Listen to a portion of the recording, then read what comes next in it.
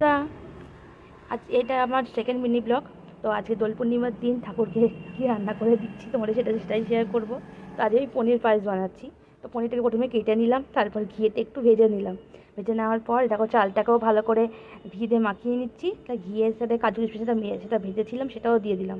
দুধটাকেও বসিয়ে দিয়েছি, এলাচ আর তেজপাতা দিয়ে সেটা ফুটে যাওয়ার পর চাল দিয়ে দিয়েছি। চালটা সেদ্ধ হয়ে যাওয়ার পর চিনি দিচ্ছি, চিনির সাথে দিচ্ছি কয়েকটা বাতাসা।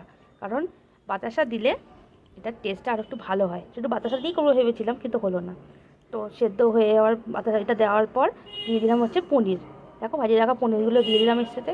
দিয়ে দেওয়ার পর নেড়ে চেড়ে এই যে মা ভোগও দিয়ে দিয়েছে। তার কাছে ভোগে ছিল হচ্ছে খিচুড়ি, 5 রকম ভাজা, তোমার তরকারি, চাটনি আর পায়েস। তো এটা হচ্ছে আমাদের প্রতিষ্ঠিত রাধা মাধব, যাকে দোলের দিনকে কিছু না কিছু দিতেই হবে। তো সেটা দেওয়া হলো। তো আমার তরফ থেকে এটা ছিল। বাই বাই বন্ধুরা।